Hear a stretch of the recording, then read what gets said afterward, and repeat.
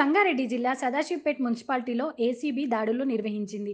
RI Venkatram, Venugopal శర్మలు ఏసీబీకి పట్టుబడ్డారు. ఒక వ్యక్తి నుండి 8,000 లంచం తీసుకుంటుండగా రెడ్ హ్యాండెడ్‌గా పట్టుకున్న ఏసీబీ అధికారులు కొత్త ఇంటి నంబర్ కొరకు సంబంధించి గత సంవత్సరం సెప్టెంబర్ 22న ఫిర్యాదు చేసుకోగా ఇంటి నంబర్ అలాట్‌మెంట్ చెల్లించడానికి లంచం డిమాండ్ చేశారు. లంచం ఇచ్చే ఉద్దేశం లేకపోవడంతో ఏసీబీని ఆశ్రయించాడు. దీంతో డబ్బులు తీసుకుంటుండగా ఏసీబీకి పట్టుబడ్డారు. Anand Kumar, DSP Venkatrao Goud, CI inspector Ramesh.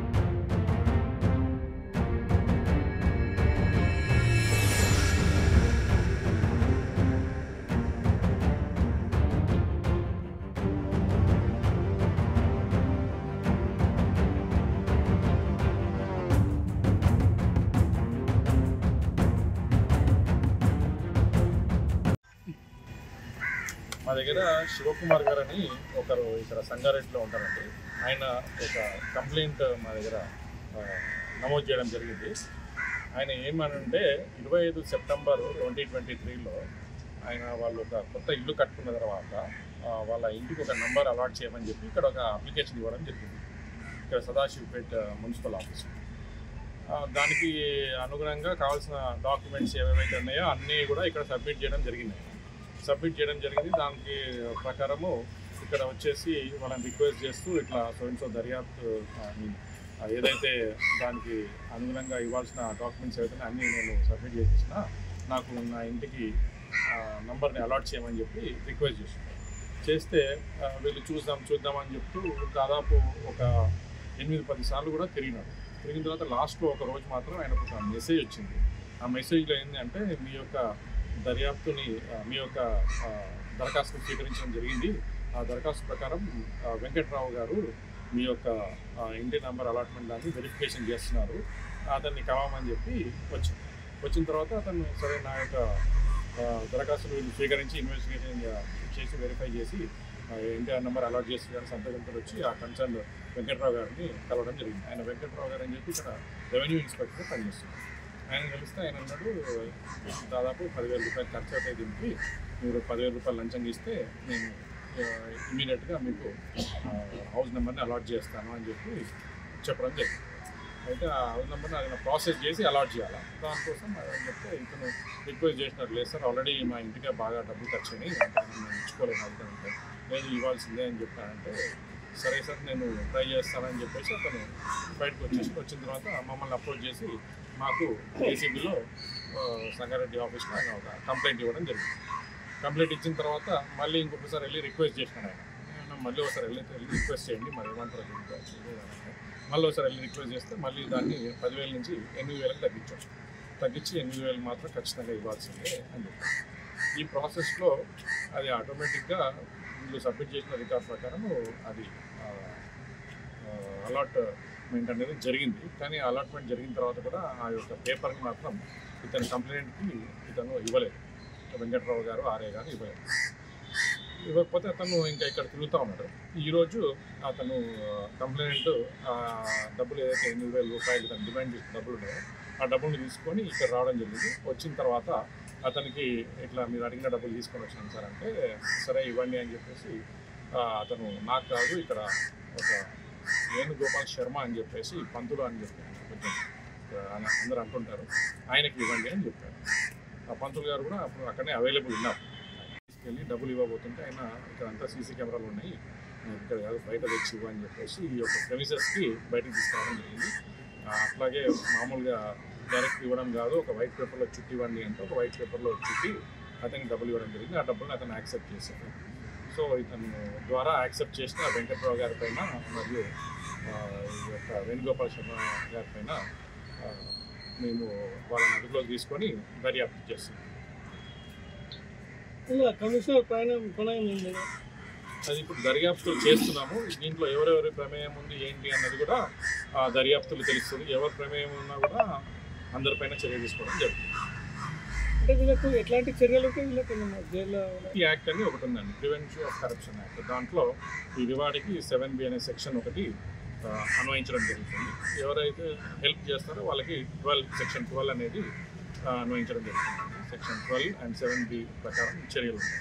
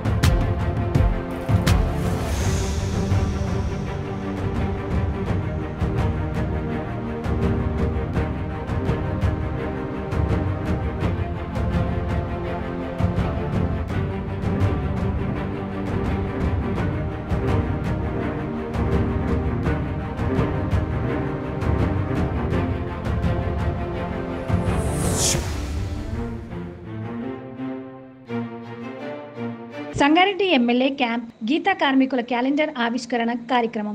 ముఖ్య అతిథిగా ఎమ్మెల్యే చింతా ప్రభాకర్ హాజరై క్యాలెండర్ను ఆవిష్కరించారు. ఈ సందర్భంగా చింతా ప్రభాకర్ మాట్లాడుతూ మాజీ ముఖ్యమంత్రి కేసీఆర్, మాజీ మంత్రి హరీష్ రావు గౌడ కులస్తులకు తోడయుండి మన కష్టాలు తెలిసిన వ్యక్తులుగా కమ్యూనిటీకి సంబంధించిన సమస్యలను వెంటనే స్పందించి పరిష్కరించారు. గౌడ సంఘం కమ్యూనిటీ భవనానికి స్థలంతో పాటు డబ్బులు ఇవ్వడం జరిగింది. భవన నిర్మాణ పూర్తి మద్దతు ఉంటుంది. మీకు ఏ ఇబ్బంది వచ్చినా ప్రతి ఇబ్బందుల్లో ఉన్న నేను, మంత్రి హరీష్ రావు మీ వెన్నంటే ఉంటాం. కార్యక్రమంలో మాజీ జెడ్పీటీసీ మనోహర్ గౌడ్, కౌన్సిలర్ ప్రభు గౌడ్, మల్లా గౌడ్, ఆసన్న గౌడ్ మరియు సంఘం నేతలు ఉన్నారు. చాలా సంతోషం. ఈరోజు ఆచరణలు మన తెలంగాణలో చాలా సంతోషం. ఏదైనా పురాణి కోసం పాటుపడుతున్నాం. చాలా మంది మేము ఉన్నాం, మతంలో ఉన్నా కానీ మేమంతా ఇంట్రెస్ట్ తీసుకోకుండా కానీ వాళ్ళు మన కులం ఉన్నదని చెప్పి నిరూపిస్తున్నారు. ఆ కులాన్ని నిలబెడదామని, మన గౌడ సంఘాన్ని నిలబెడదామని చెప్పేసి వాళ్ళు ఈరోజు ఈ విధంగా ప్రచారం ఈ డబ్బులు ఇస్తారో ఇవ్వరో తెలియదు ఇస్తారు కానీ మాత్రం ఆయన మాత్రం ఈ క్యాబినెట్ మాత్రం ఖచ్చితంగా ఆయన అనుకుంటే పని చేసి పెట్టాలని చెప్పి మన ఆసన్న గారు, మన జగన్న గారు కమిషనర్ అనుకుంటారు. ఖచ్చితంగా ఈ క్యాబినెట్ ఆవిష్కరిస్తారు. ఇంకా ఘనంగా చేయాలి కాబట్టి మన ప్రభుత్వం కాబట్టి ఏదో చూపు చేసుకుంటాం. దయచేసి మనం అందరూ కూడా ఖచ్చితంగా పనిచేయాలి. ఈరోజు మన దండగా మన పార్టీ పడిపోయినా కానీ దండగా మనకు హర్షణ ఉన్నాడు, మన ప్రభాకర్ ఉన్నాడు. ఆ ప్రభాకర్ మనం అందరం కూడా అండంగా ఉంటాం. ఆయన నిలబడి చూడండి ఉంటాం. ఆయన ఏ విధంగా లక్ష బాటలో మనం అందరం నడుగుతామని చెప్పుకుంటూ ఈ గౌరవ అందరం గట్టిగా ఉంటాం. మనకు కూడా ఒక ఇక్కడ ఇప్పించడం చాలా సంతోషం. అక్కడ కూడా గౌరవ స్థలానికి ఆ స్థలానికి కూడా అన్న గౌరవ విగ్రహం పెట్టుకొని కూడా ఆ యొక్క పూర్తి సహకారం మన చింతా ప్రభాకర్ మనం కోరుకుంటున్నాం. ఆ యొక్క భూమిని కూడా తీసుకొని మీరు రేపు గవర్నమెంట్ అయితే తీసుకొని చెప్పి మరి మమ్మల్ని అందరూ గొప్పని మొత్తం భూమి తీసుకొని తర్వాత ఏదో భూమి తీసుకొని చెప్పేసి ప్రభాకరణ ఆయన బలవంతాన్ని తీసుకొచ్చిన అంతరించు ఇష్టపడి మన ఇతర భూమి తీసుకుని 20 లక్షల రూపాయలు సాక్ష్యం చేసిండు. దయచేసి ఆయన మా గౌరవ సోదరులందరూ సంగారెడ్డి గౌరవ సోదరులందరికీ కూడా అందరి తరఫున ఆ ప్రభాకరణ నిండు నూరేగా ఉండాలి. ఆయన మనస్ఫూర్తిగా నిండు నూరే బతకాలని చెప్పుకుంటూ ఈ యొక్క మా గౌరవ సోదరులు మా ఆయన గుండెలు పెట్టుకుంటారని చెప్పి గుండెలు పెట్టుకుంటారని చెప్పి మనస్ఫూర్తిగా కోరుకుంటూ ఆయన వెంబడి మేము ఉంటామని చెప్పి మనస్ఫూర్తిగా చెప్పుకుంటూ ఈ అవకాశం ఇచ్చిన అందరికీ కూడా నా ఉదయంగా ధన్యవాదాలు. నమస్కారం తెలియజేస్తూ మరి అన్ని సంఘాలు ఉన్నా కానీ మరి కళ్ళు గీతా కార్మికులు ఎంతో కృషి చేస్తూ మరి పేద ఉన్నటువంటి గీతా కార్మికుల కోసం కూడా ఎంతో కృషి చేస్తున్నటువంటి కళ్ళు గీతా కార్మిక సంఘం జిల్లా అధ్యక్షుడు మరి ఆశన్న గౌడు, రమేష్ అన్న గౌడు, జంగన్న గౌడు వీళ్ళందరూ కూడా చాలా పెద్ద ఎత్తున అన్ని సంఘాల కన్నా బాగా పనిచేస్తున్నటువంటి సంఘం ఏదైతే ఉన్నదంటే అది కేవలం మరి గీతా కార్మిక సంఘం. మరి దానికి ఎన్నో విధాలుగా మరి ప్రభాకరణ ఎమ్మెల్యే లేకపోయినప్పటికీ కూడా 5 సంవత్సరాలు మరి ఒక ఇక్కడ జాబ్ గురించి కానీ మరి పాపన్న విగ్రహం గురించి కానీ ఎన్నో విధాలుగా కృషి చేసినటువంటి ప్రభాకరణ గారికి మనం అందరం అండగా ఉండి ఇప్పుడు ప్రస్తుతం ఎమ్మెల్యేగా ఉన్నాడు కాబట్టి మనందరం కూడా అండగా ఉండి మరి ప్రభాకరణ వెంట ఉండి ఇంకా అభివృద్ధి చెందాలని చెప్పేసి గౌడ కార్మిక కల్గిత కార్మిక సంఘం పేద కల్గిత కార్మిక సంఘం ఉన్నటువంటి వాళ్ళందరూ కూడా మనందరం కృషి చేయాలని చెప్పేసి కూడా తెలియజేసి తెలంగాణ కల్గిత కార్మికుల సంఘం క్యాలెండర్ ఆవిష్కరణలో నామోల్చుకోవడం నిజంగా సంతోషం. అధ్యక్షులు ఆశన్న గారు, చంద్రన్న గారు, అంజన గారు, సెక్రటరీ మా రమేష్ గారు, మనోహర్ గౌడ్ గారు, కౌన్సిలర్ ప్రభుగౌడ్ గారు, నమస్కారాలు. క్యాలెండర్ ఆవిష్కరణ ప్రతి ఇంట్లో ఉండాలనేది మరి తెలంగాణ గీతా కార్మికుల ఉద్దేశం. మరి ఈరోజు జరుపుకుంటున్న కార్యక్రమం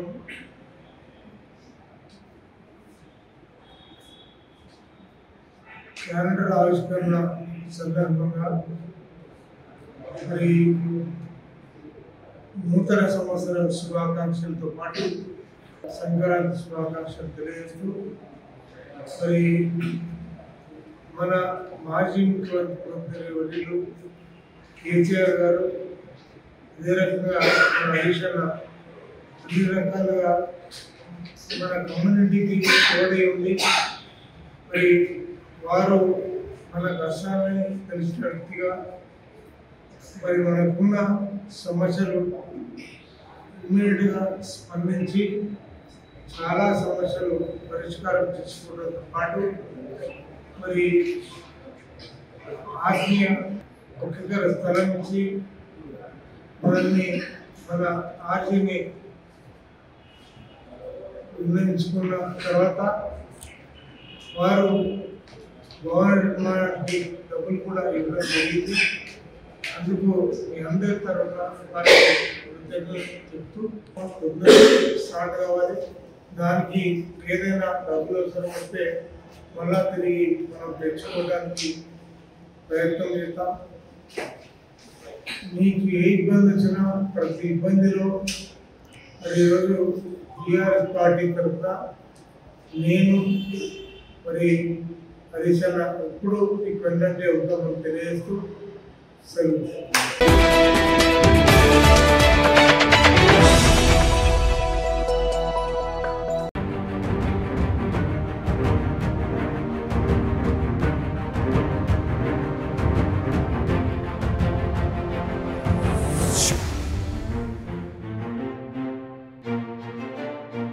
విద్యుత్ వినియోగదారుల సౌకర్యార్థం వినియోగదారులందరూ సంగారెడ్డి సర్కిల్లోని ఏదైనా ఫిర్యాదు లేదా కంప్లైంట్ను కాల్ ద్వారా లేదా SMS ద్వారా వాట్సాప్ సందేశం ద్వారా ఫిర్యాదు చేయవచ్చు. ఫిర్యాదు యొక్క సంక్షిప్త స్వభావాన్ని నివేదించడానికి ఇప్పటికే ఉన్న కంట్రోల్ రూమ్ను సంప్రదించవలసిందిగా SE ఆపరేషన్ సి మాధవరెడ్డి తెలిపారు. వినియోగదారుని పేరు, గ్రామం, చిరునామా మరియు కంప్లైంట్ స్వభావాన్ని పేర్కొనడం ద్వారా అభ్యర్థించారు. కంట్రోల్ రూమ్ 2 నంబర్లతో పనిచేస్తుంది. సబ్ ఇంజనీర్ మరియు ఆర్టిఫిషియల్ 24 గంటలు పనిచేస్తుంది. ఏదైనా ఫిర్యాదు లేదా కంప్లైంట్ల కోసం తక్షణ చర్య కొరకై వెంటనే కంట్రోల్ రూమ్ను సంప్రదించాలని వినియోగదారులను SE అభ్యర్థించారు. Control room contact number 9440813707.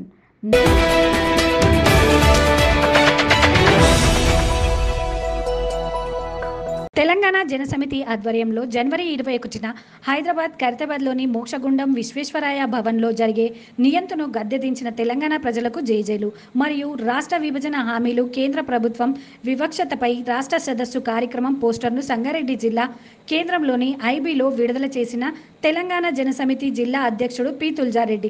ఈ సందర్భంగా తుల్జారెడ్డి మాట్లాడుతూ రాష్ట్ర విభజన జరిగే 10 ఏళ్లు అవుతున్న విభజన హామీలు కేంద్రం ద్వారా అమలు చేయించడంలో విఫలం చెందిన BRS పార్టీ అధికారాన్ని తమ సొంత రాజకీయ ప్రయోజనాలకు వాడుకొని రాష్ట్ర అభివృద్ధిని నిర్లక్ష్యం చేసిందని, అదేవిధంగా కేంద్ర ప్రభుత్వం కూడా అదే ధోరణి అవలంబించడం ద్వారా రాష్ట్రానికి 2 పార్టీలు అన్యాయం చేశాయని, ఇప్పటికైనా కేంద్ర ప్రభుత్వం విభజన చట్టంలో ఇచ్చిన హామీలైన కృష్ణా జలాల్లో తెలంగాణ న్యాయమైన వాటా తేల్చాలి. ఉద్యోగుల విభజన పూర్తి చేసి తెలంగాణ ఉద్యోగులను వెనక్కి పంపాలి. పెండింగ్లో ఉన్న రాష్ట్ర స్థాయి సంస్థలను, ఆస్తులను విభజించాలి. రాష్ట్రంలో హార్టికల్చర్ యూనివర్సిటీని వెంటనే ఏర్పాటు చేయాలి. బయ్యారం ఉక్కు ఫ్యాక్టరీని, కాజీపేటలో రైల్వే కోచ్ ఫ్యాక్టరీని తక్షణమే ఏర్పాటు చేయాలి అనే డిమాండ్లతో రాష్ట్ర స్థాయి సదస్సు TJS పార్టీ అధ్యక్షుడు ప్రొఫెసర్ కోదండరాం గారి ఆధ్వర్యంలో నిర్వహిస్తున్న ఇట్టి సదస్సుకు జిల్లాలోని యువత, మేధావులు, ఉద్యమకారులు భారీ సంఖ్యలో హాజరై విజయవంతం చేయాలని అన్నారు. ఇట్టి కార్యక్రమంతో తేజస జిల్లా ప్రధాన కార్యదర్శి కుమ్మరి సాయిలు, సమన్వయకర్త శ్రీధర్ మహేంద్ర, తేజస యువజన సమితి జిల్లా అధ్యక్షుడు డి. పాండు, నాయకులు రామ్రెడ్డి, విష్ణువర్ధన్ రెడ్డి, ఈశ్వర్ గౌడ్, ఎం. శశికాంత్, రవినాయక్ పాల్గొన్నారు. కోదండరాం సార్ గారి ఆధ్వర్యం లోపల సంగారెడ్డి జిల్లాలో స్థానిక IB నివాసంలో తెలంగాణ మరి వచ్చిన తర్వాత ఏ అయితే హామీలను మర్చిపోయిందో, కేంద్ర ప్రభుత్వం మీద TRS ఒత్తిడి ఈ 10 సంవత్సరాల్లో తీసుకురాలేకపోయింది. మరి కేంద్రం విభజన హామీల ఉల్లంఘన చేసింది కాబట్టి అది కృష్ణా జలాలు కావచ్చు, మరియు తెలంగాణ లోపల ఉన్నటువంటి మరి ఆంధ్ర రాయలసీమల ఇక్కడ ఉన్నటువంటి ఉద్యోగులను వైపరికేషన్ చేయడం కావచ్చు, మరియు కొత్తగా హార్టికల్చర్ యూనివర్సిటీని మరి ప్రారంభించకపోవడం, బయ్యారం ఉక్కు కర్మాగారాన్ని నెలకొల్పాల్సిన పరిస్థితిని కూడా వాళ్ళు మర్చిపోయారు కేంద్ర ప్రభుత్వం. దాన్ని కూడా టీఆర్ఎస్ పార్టీ గతం లోపల గట్టిగా అడగలేని పరిస్థితి. మరి వారి యొక్క స్వలాభాల కోసం, వారి యొక్క మరి టీఆర్ఎస్ పార్టీ చేసినటువంటి విధానాలు అయితే ఉన్నాయో వాళ్ళకి కప్పిపుచ్చుకోవడం కోసం, మరి వాళ్ళ యొక్క కుటుంబ పాలనను నడిపించుకోవడం కోసం కేంద్రాన్ని ఎన్నడూ కూడా విభజన హామీలను విభజన అయిన సందర్భంలో వచ్చినటువంటి ఏవైతే ఉంటాయో అవి ఏవి కూడా నిధులను తీసుకురాలేకపోయింది. దానికి ఇప్పుడు కాంగ్రెస్ ప్రభుత్వం ఏర్పాటైంది. తెలంగాణ జనసమితి మరి కాంగ్రెస్ పార్టీ ఆవిర్భావం లోపల మరి కొత్తగా వచ్చినటువంటి ఈ కాంగ్రెస్ పార్టీకి బలాన్ని చేకూరుస్తూ మరియు విభజన హామీల మీద కేంద్ర ప్రభుత్వంపై ఒత్తిడి తీసుకురావడం జరుగుతూ ఉన్నది. ఈ యొక్క హామీలన్నీ రావాలని చెప్పి 21వ తారీఖు నాడు రాష్ట్రం లోపల విభజన హామీల సదస్సును మరి తెలంగాణ జనసమితి ఆధ్వర్యం లోపల మోక్షగుండం విశ్వేశ్వరయ్య హాల్ లోపల హైదరాబాద్ లోపల ఈ యొక్క మీటింగ్ ఉంటుంది. ఈ మీటింగ్ను అందరూ కూడా మరి తెలంగాణ ఉద్యమకారులు కావచ్చు, తెలంగాణ విద్యావంతులు కావచ్చు, వీరందరూ కూడా ఈ యొక్క కార్యక్రమానికి హాజరై పెద్ద ఎత్తున మరి విజయం సాధించాలని చెప్పి కోరుతా ఉన్నాం.